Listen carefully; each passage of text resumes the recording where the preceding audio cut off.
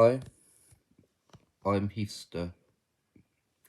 The only reason why I joined YouTube was originally watching YouTubers. An original idea, to be honest, was because I had YouTubers I followed, like Frogden, and others, and I've watched #United highlights and other stuff, which made me feel that if I could just make a platform for myself, I'm not expecting it to be like anywhere that near these top YouTubers, but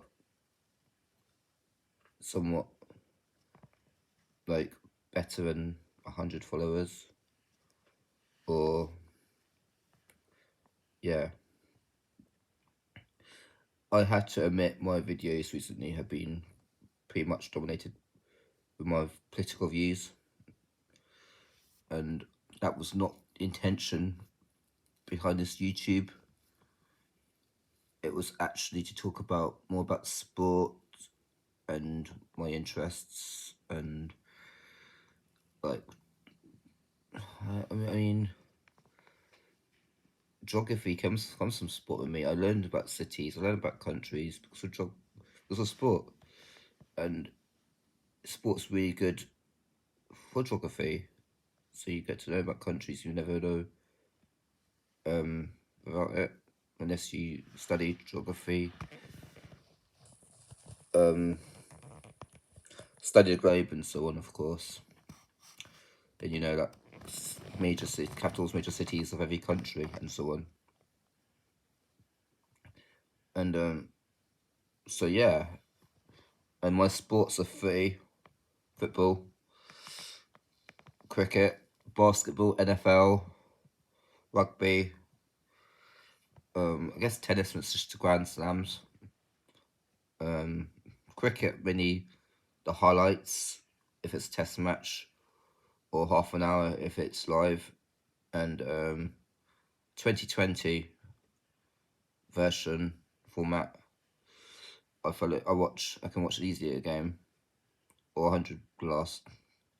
That is a blast. Rugby, I watch it if it's Six Nations or World Cup. I don't really watch it other than that. Not really that bothered about the autumn internationals. NFL, I'm quite big at. I follow Philadelphia Eagles. NBA, I follow Philadelphia Eagles. MLS, I follow Philadelphia Union. Football in England, Brighton. Outside England, Bayern Munich. Why Bayern Munich? Because when I was living in America, within a community with co-workers from Germany, South Korea, South Africa, Brazil, Philippines, all over basically. Obviously US, Canada, and even also UK. Quite a few from UK and Ireland and so on. And so and Colombia. And so basically mostly were German. And I know if you I know Germany, it's either you like Bayern or you despise Bayern. And so I thought, well, I know I'm going to be despised by a lot of Germany by liking Bayern. But, you know. And actually, at the time, Bayern Munich weren't even winning the Bundesliga or winning trophies. If I remember quite rightly, like the 2007 in Europa League, they were playing like Bolton. And they're like, Luca Toni or whatever. That's when the first season I actually followed them. They finished like third or fourth in the Bundesliga and so on. And I don't know how they got in the cup, but I know Europe, they might have got to the knockout stage. That was brilliant. And I was like, yeah, I don't care where we finish because I know we'll be better in a few years. And well, it's proven to be for the last decade, hasn't it? And now we're going for transition. Quite a few players have left, and we've got to look at the how good the quality of our youth players and players who we can still bring in But I think that's really important with football, to be honest. I think instead of buying these big stars from these big clubs, I said it before and I'll say it again, if I buy someone for 50, 70 million, not develop someone worth that amount, everyone says it's much easier said than done, but you got the money, you got the resources, do it. Simple as. And for clubs, look, even clubs who don't have the money and resources, players can still get to somewhere to that margin because it's players' attitude, players' passion, players' confidence, everything a person needs to achieve what they want to achieve. There it is. And so yeah, and that's how I feel about that. And I think also like I think fans should have more of a say with how clubs are run. The owners could be the financial backers, but I think they need to create boards with the fans on because a lot of the time the owners make decisions against the fans because it's what the owners want. The owners think they don't really care or consider what the fans think. I think that's why there's a lot of protests at Everton at the moment, and it's happened at other clubs and will happen at clubs because what clubs need is, well, obviously stability, but what they need is listening to the fans. And if they can't listen to the fans, let the fans run the club. The owners support what they want. If they ask for a signing, you got the money, sign them. Simple as that.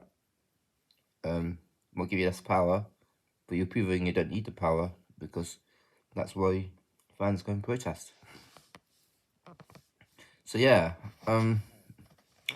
that's that part of it.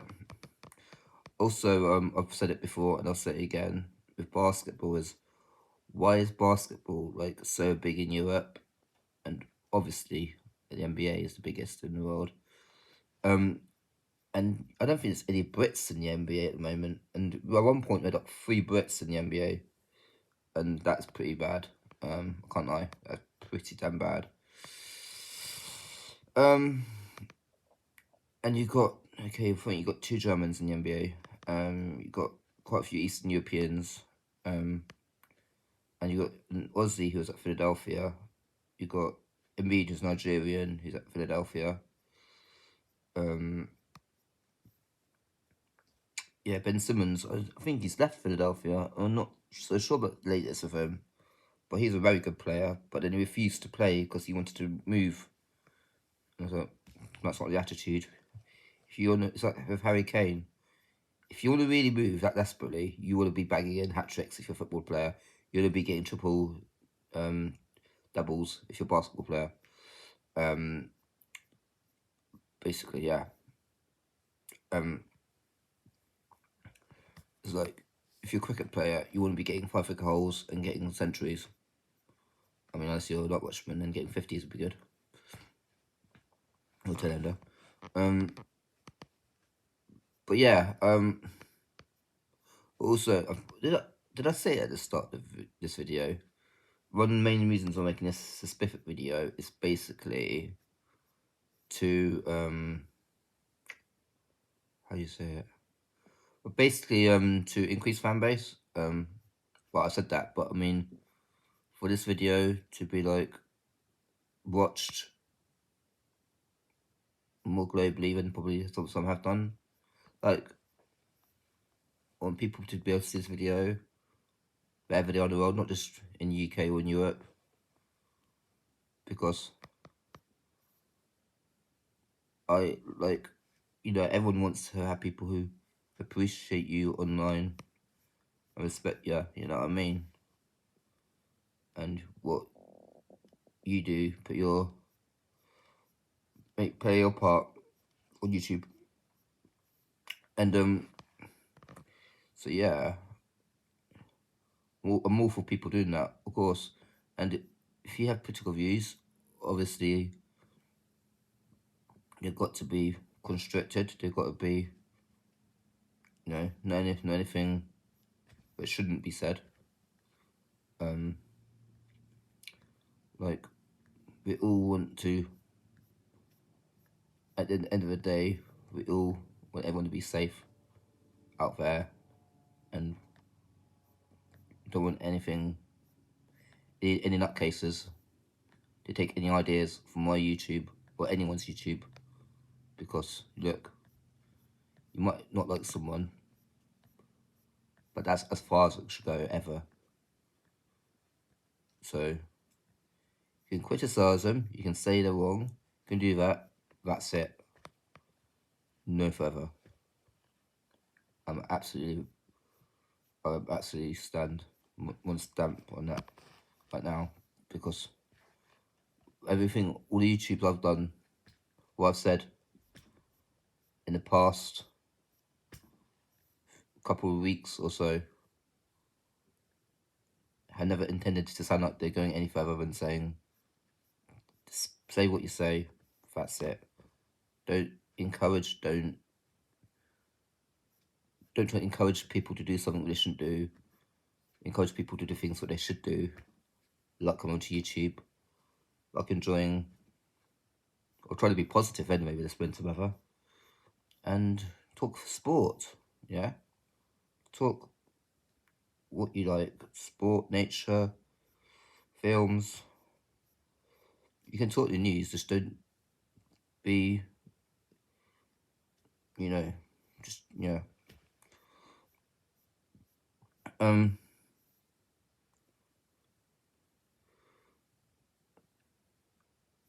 Yeah, basically that's what I had to say about that part of it, because obviously in the, maybe, I don't know, if people saw my videos like 10 months ago, 11 months ago, yeah, they weren't good.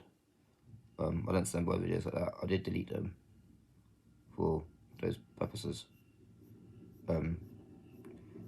And I should never made videos which incite anything negatively or completely wrongly. Should incite things positively and that make people really be happy and safe and everything. Right.